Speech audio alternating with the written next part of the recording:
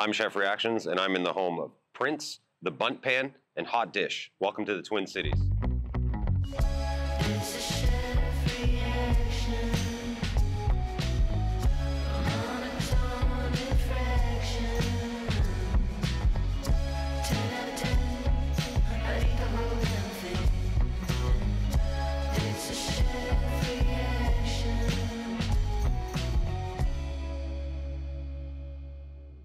This was my first time in the great state of Minnesota, and we were invited to stay at the St. Paul Hotel, which opened in 1910 and is recognized as one of the historic hotels of America. It's hosted to people like Frank Sinatra, Al Pacino, JFK, and now some dickhead who makes videos on the internet. That's me. If you're the type that likes to stay at like the W, or or you're used to staying in like those long-term like Comfort Inn, home suites, whatever, like might not be for you, but it's a nice hotel. Like, it might be a little dated, but it's intentionally so. It's a historic hotel, you know what I mean? This dude might be a ghost, straight up. Like, I'm not sure. Hallway kind of looked like The Shining. We were lucky enough to get put up in the ambassador suite, which was huge. Like, I've only stayed in a suite maybe like 3 times in my life. 4-post bed made me feel like Jamie Lee Curtis in True Lies. For me, the most important part of a hotel room is, do I feel like I need to sleep on a sheet of plastic or shit standing up? Which I did not feel like I had to do either of those things. Very clean. Also got my first gift basket ever thanks to Visit St. Paul. I was invited to throw out the first pitch at the St. Paul Saints game at CHS Field. Saints games are famous for their in-game entertainment, and if you haven't already seen the documentary The Saint of Second Chances on Netflix, I highly recommend you do so. I was pretty nervous, I'm not gonna lie. Like, I just didn't want to throw like a 50-cent style brick into the stands, which I did not do. I took my time and I got it to the plate. No hops. It was a little outside, ball one, but still, I didn't fuck it up, which was number 1 on my priority list. Fun fact, one of my favorite actors of all time, Peter Venkman himself, Bill Murray, was a one-time part owner of the Saints. Saints are a huge part of the community here in St. Paul. Also, they have a mascot that's a pig named Mud-Donna, like Madonna, but with mud. On Thursdays in the summer, they do a concert series in Lowertown, and it was bumping, like surprisingly so, considering the town itself is pretty quiet at nighttime. We grabbed some breakfast at the hotel at the Drake restaurant. We got some pancakes, some eggs Benny, some coffee, some juice. It was solid for like a hotel breakfast, you know? I would give it like an 8 out of 10 for a hotel breakfast, not for like a general breakfast. Look, most of this trip was built around going to the state fair, but I wanted to make sure I got to see some of what the Twin Cities had to offer, so we went to the Hmong Village Market to take a look around and get a bite to eat. I did not know this, but there's a really big Hmong community in the Twin Cities. It's like the largest in the United States, about 80,000 people. A bunch of people said I had to come to Moon's Kitchen to get the stuffed chicken wings, so here's me at Moon's Kitchen getting the stuffed chicken wings. 2 wings for $7, which you think might be a lot until you see these fuckers and you're like, oh, no, that's a fair price. They're huge. They came with this chili dipping sauce, a very interesting texture because of the filling. I believe there were noodles in there. We'll give it like an 8 out of 10.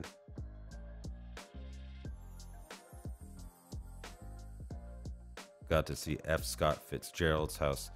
He was the author of The Great Gatsby, which is one of the few books that I've read that doesn't include pictures.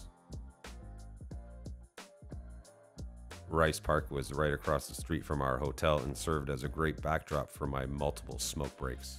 You'll also find the library as well as several statues of Peanuts characters. Charles Shultz, the creator of Peanuts, was born in Minneapolis in 1922, and you'll see his influence all over both the Twin Cities.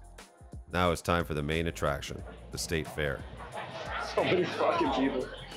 I'll put a link to that video in the description, but in the meantime, I know this sounds lame, but subscribe and hit the thumbs up. It really does help. It shouldn't be this good. This is the Cathedral of St. Paul, and it was built in 1915 and can seat about 3,000 people if that's your thing.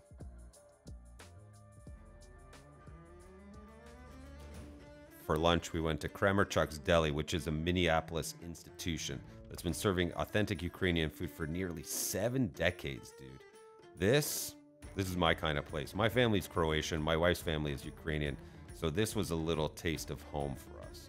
You know, I had to get some spicy fountain Sprite before getting the potato and cheese pierogies, which you order by the piece, by the way. I could have had fucking 20 of them.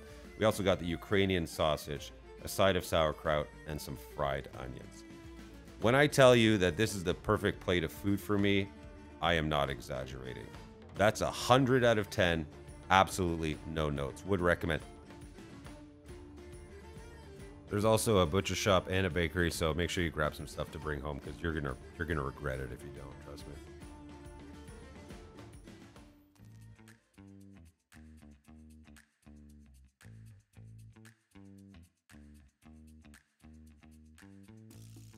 Behind me is the Walker Art Museum, one of the best modern art museums in all of the country. We don't have time to go in today, unfortunately. I gotta go eat a bunch of fried food on a fucking stick. But they currently have a Keith Haring exhibit on, and we'll overlay the dates. Keith Haring is one of my favorite artists of all time.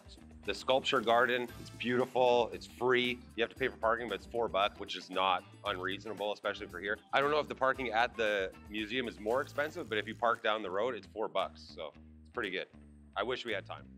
I know what you're thinking. When you hear contemporary art, Minnesota is not the first state that comes to mind. But honestly, not checking out this sculpture garden would be a disservice. I wish I had time to go to the museum.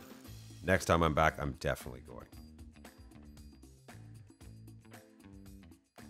Back to the hotel for some refreshments, some juice and coffee before getting ready to go back to the Minnesota State Fair. Another shameless plug.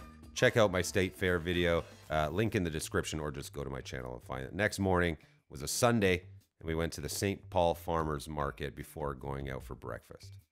Had I not already had plans for breakfast, I would have got something to eat because there was a ton of vendors and all the produce looked good, but we were on our way to St. Dinette. St. Dinette has been in downtown St. Paul for about a decade and is actually in a renovated parking garage, which was pretty cool. I got a chance to chop it up with owner and restaurateur Tim Niver, who's worked in restaurants all over the country before planting roots in the Twin Cities. Some coffee and juice to start before diving into this Crudo, which was absolutely delicious. Would recommend. I could have just eaten 3 portions of this chorizo with chimichurri and tomatoes on brioche and been totally fine with it. 10 out of 10. Service was also very friendly and attentive. But the food was just so good, man. Look at these crepes, dude. Look at these fucking crepes. Do those not look absolutely perfect to you? They do to me. Drip. After brunch, it was time to knock off one of the more mundane items on my bucket list. We had to go to the Mall of America, at least once, just to see what it was like. All right, so today we're at the Mall of America. You're probably like, Chef, why the fuck are you going to a mall? And I'll be honest with you, I wanted to come here since I was like 10 years old. Ever since I saw the first episode of WCW Monday Nitro, I'm a bit of a wrestling nerd, but ever since I saw that, I thought this place was the coolest place in the world. Obviously, I'm older now and I realize that malls are just, it's a mall. I came to Minneapolis, came to St. Paul, the Twin Cities. I said, I have to come here. So shout out to the people at MOA. Got a couple gift certificates. We got some passes to go on some rides, which I'm for sure not gonna do. But yeah, let's check it out. It's a mall. Like I said, I'm not doing any rides. I used to love rides, but now I'm old and washed up. And I get motion sickness if I do anything like that. These were all made out of solid Lego, except for this one. Disappointingly, it had stilts in it, but I know, you can't win them all. The Fair on 4 is like an arcade for adults. There's booze, there's games. Oh, you can throw axes. This is my first time throwing axes. Not that one, I had already thrown a couple, but that was by far the best one, trust me. Did a little bit of go-karting. It was dead, there was nobody else there, so it was just me. So I won by default, but a win is a win, so I'll take it. This dude is the chef there. He recognized me and told me he makes his jalapeno poppers in-house and wanted me to try them. So I was like, fuck it, I'll try them. It was really fucking good. When you come to a place like this, no offense, you expect to get a frozen jalapeno popper, right? I don't disagree. Yeah, like I'm not trying to be an asshole, but like it's kind of. You're correct though. And that's the thing that I'm really happy with. We make our own corn dog batter. Yeah. Oh wow, that too, huh? Yep. Had I known, I would have come and tried some more stuff. We're really quite proud of our food. Dude, that's crazy. Like you wouldn't think it in the Mall of America. I really love our food. You know what I mean? Like that's. Waffles are probably my No favorite. shit, huh? Yeah. Okay. Yeah, everything. This is the first Rainforest Cafe ever, and I've never been to one, and that is not going to change today. This area is where they filmed the first episode of Monday Nitro, and I'm not gonna lie, I was kind of hoping that Lex Luger was gonna pop out in a puffy pirate shirt, but he didn't, so we went to the aquarium instead. By the way, I used my gift certificate to buy this sick Twins jersey that you're about to see. There's 3 lids in this mall. That's how you know it's too big. It smells like a fart in here. And it wasn't me. Not yet, anyway. Found you, you little bastard. This is like at the end of action movies. Like I think there was a Bruce Lee one where it's like all mirrors and you have to like fight your enemy and you can't tell who's who because there's mirrors everywhere. That's what this reminds me of. Brooklyn, Bryce, no board. We're all out again.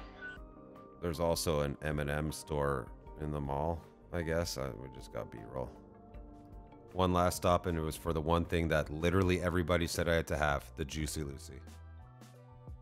We're here at Matt's Bar at the corner of East 35th Street and South Cedar Avenue in Minneapolis, home of the original Juicy Lucy, allegedly. Look, I'm going where it says it's the original one, okay? So the legend has it that somebody wanted a burger stuffed with cheddar cheese, and when they took a bite into it, they said, that's one Juicy Lucy, and the name stuck. So everybody said this is the place to get one, so this is where we're gonna have one. Let's try it. I say allegedly because another establishment, the 5-8 Club, also claims to have invented the Juicy Lucy. There's like a literal beef between these two places because the burgers are made from beef, get it? Matt's has been featured in all kinds of TV shows, newspapers, magazines, all kinds of stuff. Dave Chappelle, It's Not Your Wife.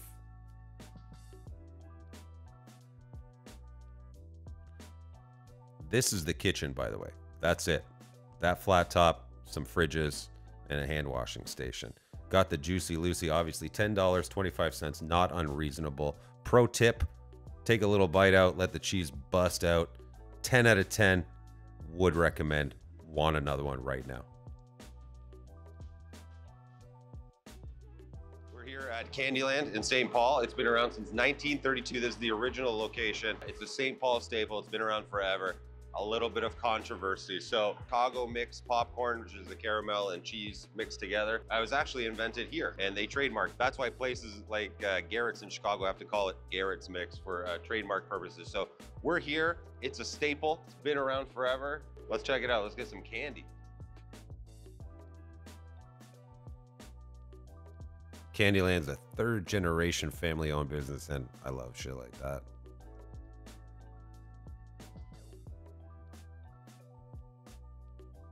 Ooh, piece of candy. Ooh, piece of candy. Ooh, piece of candy. The winter sucks so bad in Minnesota that they had to build these skyway bridges that connect all the buildings downtown. So you don't have to walk around when it's minus 1,000. So that's a wrap on the Twin Cities of Minneapolis and St. Paul. I had an incredible time. First of all, thank you so much to the people here. It was a little overwhelming, if I'm being honest with you, but in the best possible way. Special thanks to the St. Paul Hotel for hosting us. Just a great place with great staff. Everybody was super friendly. Thank you to the Mall of America for hosting us. Thank you to Visit St. Paul. Thank you to Taste of Minnesota, the St. Paul Saints for having me out to throw my very first pitch ever. I didn't brick it. I didn't fuck it up, which is all that matters. Thank you to the Power Trip. Thank you to K-Fan. Thank you to all the restaurants that hosted us. We had a blast. Can't wait to come back. Don't forget to subscribe. Hit the like button as well. It really helps. Peace.